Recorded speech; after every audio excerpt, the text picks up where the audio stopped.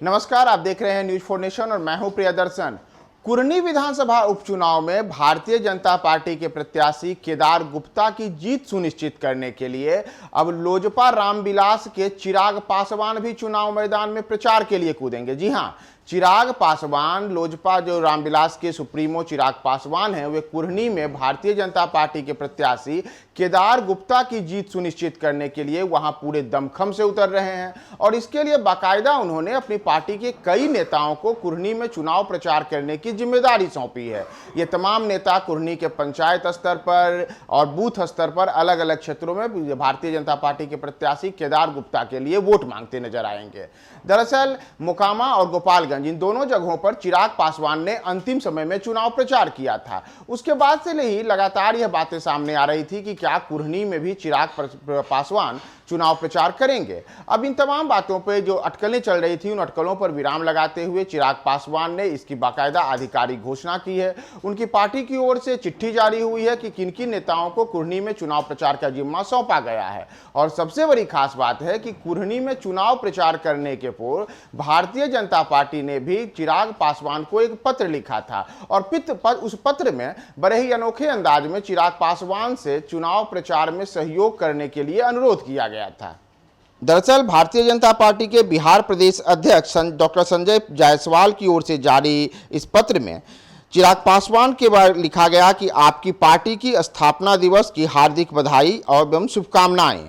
कुरनी विधानसभा उपचुनाव का प्रचार कार्य सुचारू रूप से जारी है।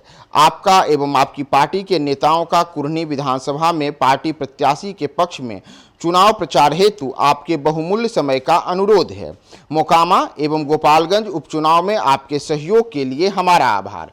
संजय जायसवाल के इस पत्र के बाद ही चिराग पासवान की पार्टी लोजपा रामविलास की ओर से भी पत्र जारी होता है और इसमें बाकायदा करीब 2 दर्जन नेताओं के नाम शामिल किए गए हैं, जो नेता मुजफ्फरपुर जिले और कुरनी के आसपास के विधानसभा क्षेत्रों के नेता हैं। वो लोजपा रामविलास के तमाम नेता अब कुरनी में चुनाव प्रचार करेंगे। हालांकि कुरनी में चुनाव प्रचार करने के लिए चिराग पासवान किस दिन जाएंगे, इसे लेकर के अभी कोई आधिकारिक घोषणा नहीं की गई है। लेकिन कुरनी में जिस प्रकार से वहां पर पासवान जाति का एक बड़ा वोट बैंक है, साथ ही साथ जो वहां पे पीछे जो दलित समुदाय का एक बड़ा अन्य वोट बैंक है, उन तमाम वोट बैंक को भारतीय जनता पार्टी की ओर लाने के लिए चिराग पासवान अब वहां दमखम से उतरने वाले हैं। उन्होंने इसके लिए अपने करीब 2 दर्जन नेताओं के नाम भी जारी कर दिए हैं। वे 2 दर्जन से ज्यादा नेता अब कुरनी में चुनाव प्रचार कर रहे हैं और आगे आने वाले दिनों में यानी कि 5 दिसंबर को जो होने वाला कुरनी विधानसभा का उपचुनाव है, उस उपचुनाव के पूर्व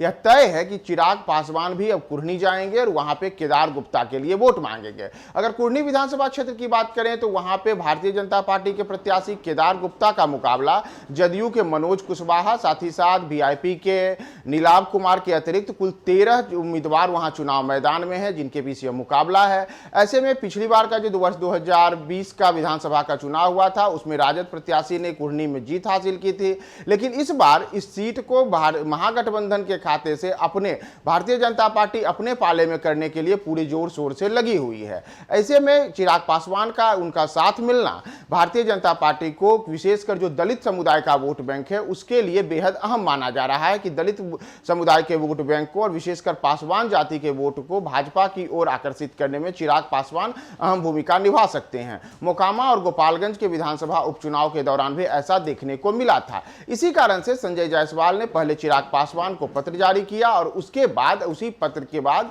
उनके अनुरोध को स्वीकारते हुए अब चिराग पासवान ने भी अपने पार्टी नेताओं की सूची जारी की है। अब देखना होगा कि चिराग पासवान किस दिन कुरनी जाते हैं और उनके कुरनी में जाने और दमखम से चुनाव प्रचार करने का क्या कोई असर भारतीय जनता पार्टी के उम्मीदवार को मिलता है या नहीं मिलता है, इसका फैसला 5 दिसंबर के चुनाव के बाद होगा। तमाम अपडेट्स के लिए आप हमारे साथ बने रहिए न्यूज 4 नेशन पे।